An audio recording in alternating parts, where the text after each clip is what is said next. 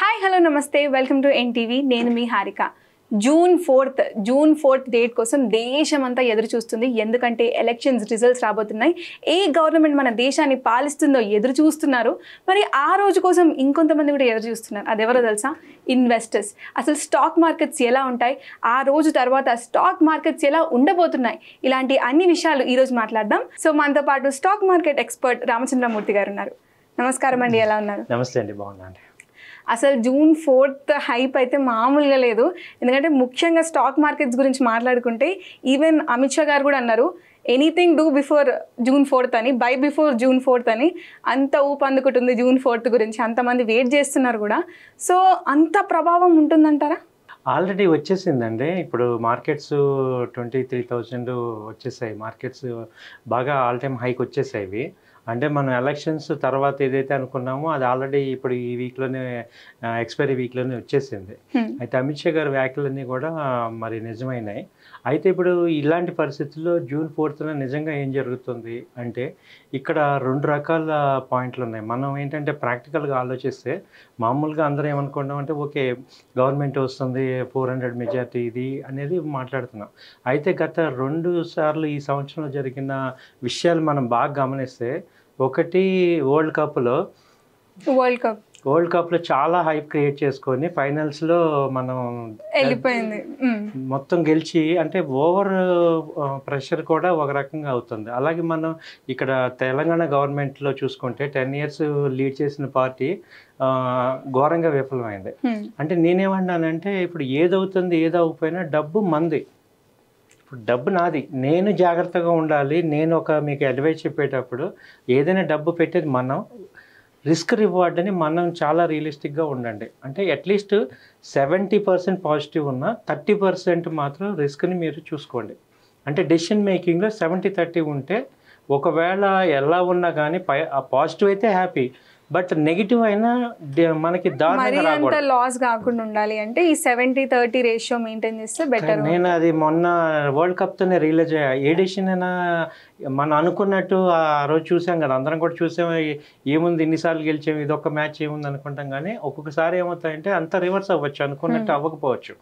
అలాగే మనం ఈ టీఆర్ఎస్ ఎలక్షన్స్ లో కూడా చూసాం కదా రూలింగ్ పార్టీకి డెఫినెట్ గెలుస్తుంది అనుకున్న అది రివర్స్ అయింది అలాగే ఇప్పుడు కూడా ఛాన్సెస్ ని మనం అటు కొట్టేలేము ఇటు కొట్టేలేము so positive sides negative sides కాకుండా మనం ఏంటంటే రియలిస్టిక్ అప్రోచ్ అనేది మనం ఇన్వెస్టర్స్ చాలా ఇంపార్టెంట్ కరెక్ట్ కానీ ఇప్పుడు మీరు అన్నట్టు అంటే లైక్ ఇప్పుడు మార్కెట్ హైప్ మరి ఏంటో తెలీదు బిగ్గెస్ట్ ర్యాలీ జూన్ 4th జరుగుతుంది అంటారు అది ఆర్టిఫిషియల్ హైపా లేకపోతే నిజం హైపా నేను కాదంటలేదు మేడం నేను కూడా పార్టిసిపేట్ చేస్తున్నాను సో నేను కూడా పాజిటివ్గానే ఉన్నా అయితే నేనేమన్నానంటే మనం పాజిటివ్గా ఉండండి ఇప్పుడు నేను కూడా కొన్ని కంపెనీస్ ప్లాన్ చేసుకున్నాను మీకు చెప్పడానికి బట్ నేనేమన్నానంటే 70-30 ఉండండి ఎంత బిగ్గెస్ట్ ర్యాలీ అయినా కూడా మన రిస్క్ రివార్డ్ ఆలోచించి మనం మార్కెట్స్ లో మనం అప్పులు చేసేసి ఇప్పుడు చాలాసార్లు ఏమవుతుందంటే అప్పులు చేసేసి ఇంట్రెస్ట్ మీద తీసుకొచ్చేసి ఆప్షన్స్ కొని ఫ్యూచర్స్ కొని మనం ఒకవేళ అనుకున్నట్టు అవ్వకపోతే ఆ యొక్క ఎఫెక్ట్ మన ఫ్యామిలీస్ మీద మన మీద చాలా ఉంటుంది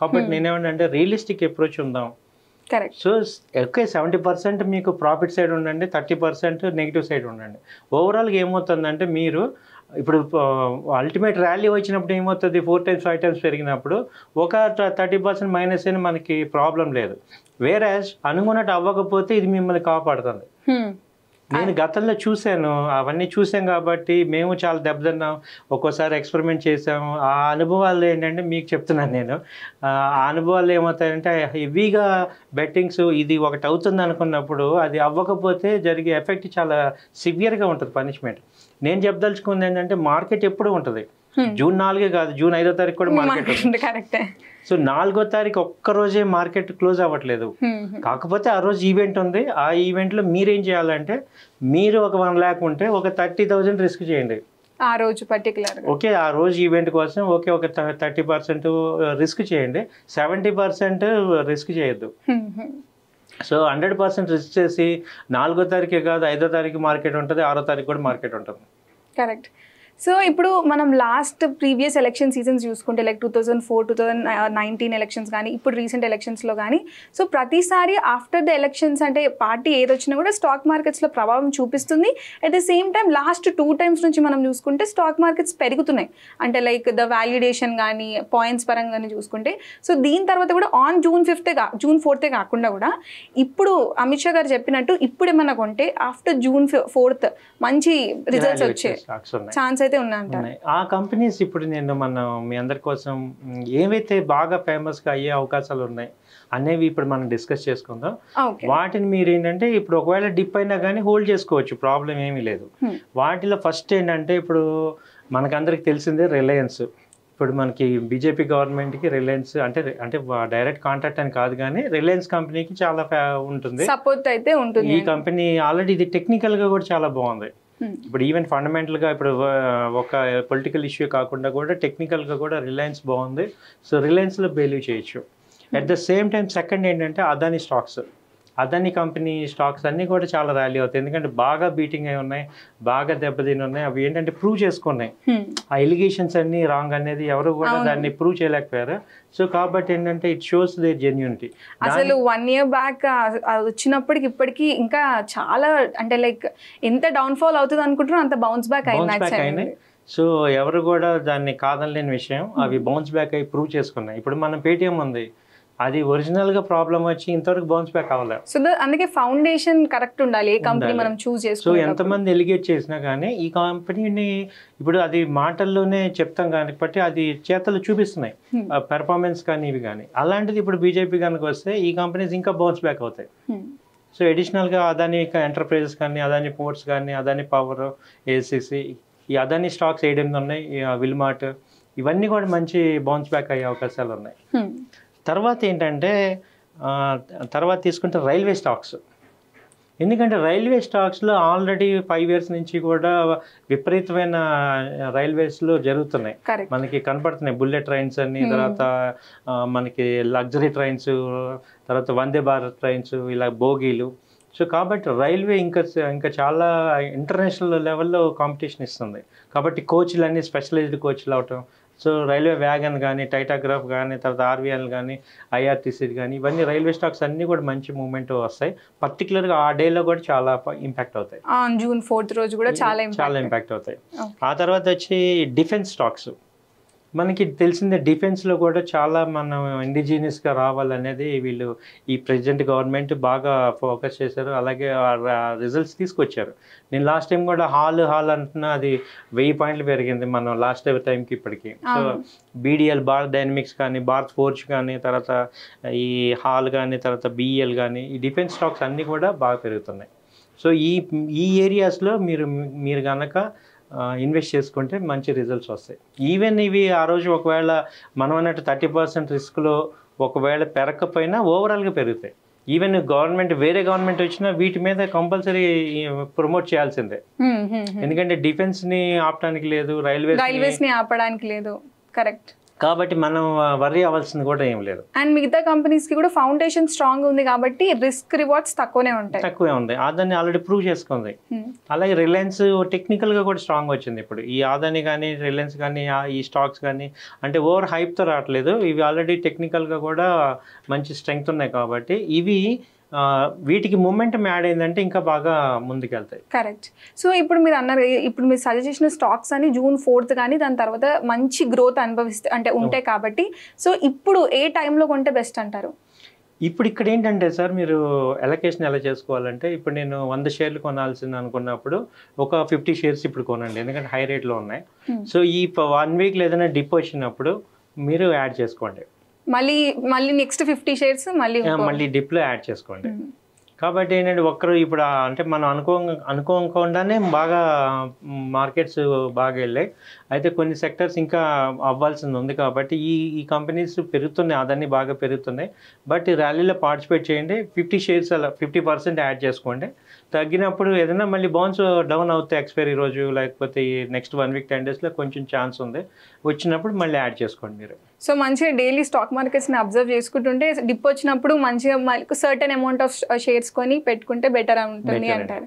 సో మరి నిఫ్టీ లేకపోతే సెన్సెక్స్ అప్రోచ్ ఎలా ఉంటుంది అంటారు? Very good question madam. ఎక్కువ మంది ఏంటంటే ఫోకస్ చేసేది నిఫ్టీ మీద, బ్యాంక్ నిఫ్టీ మీద. ఆ రోజు విపరీతమైన మూవ్మెంట్ ఉంటాయి.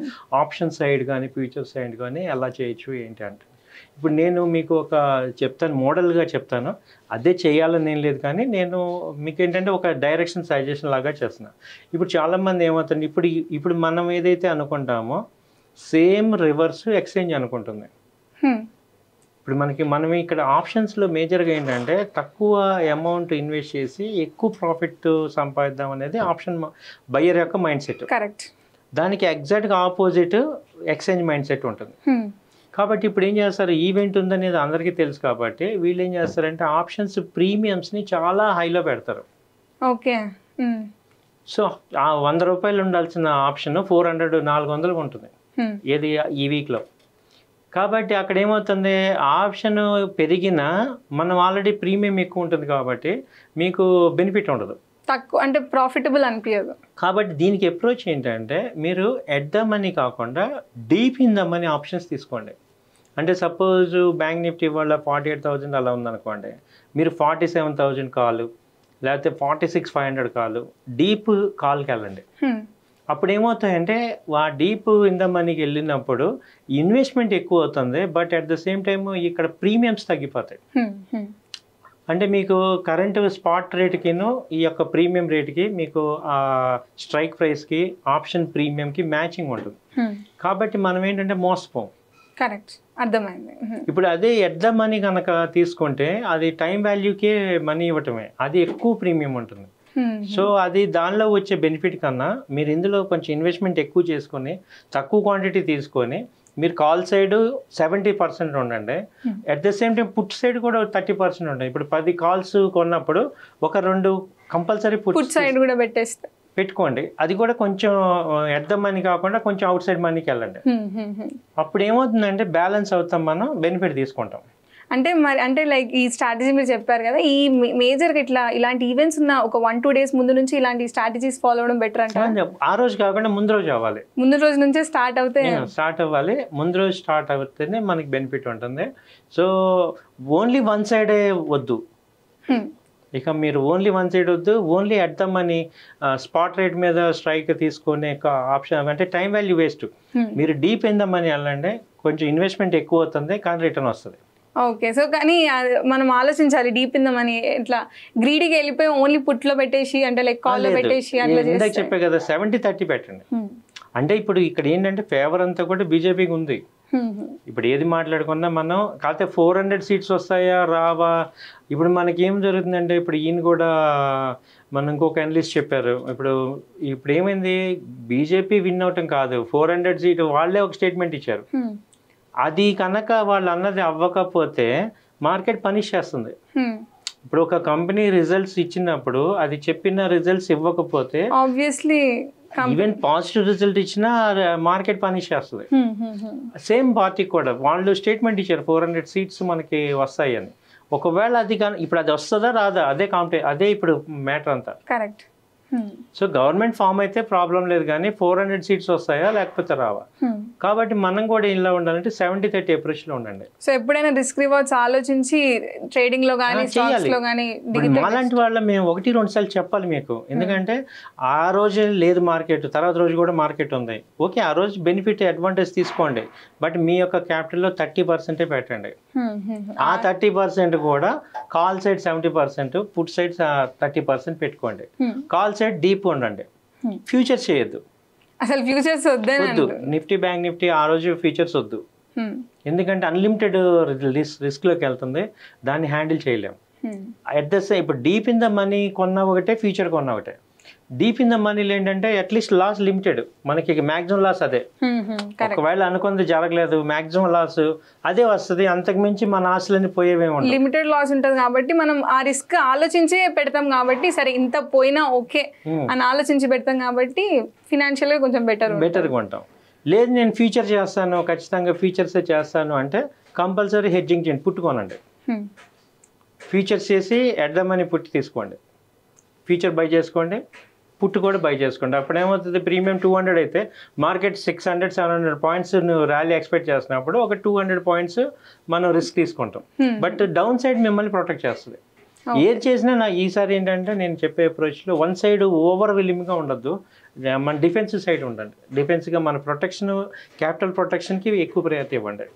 అదే మెయిన్ ఇంపార్టెంట్. ఇంకా ఇలాంటి ర్యాలీస్ వచ్చినప్పుడు ఓవర్ హైప్ వల్ల ఓవర్ ఎమోషన్స్ కూడా కంట్రోల్ ఉండవు, ఆ టైంలో కంట్రోల్ అవ్వవు. చాలా మంది అన్ప్రొఫెషనల్స్ గ్రీడీగా ఉండదు, కానీ ఫియర్ వల్ల ఎక్కువైపోతాం.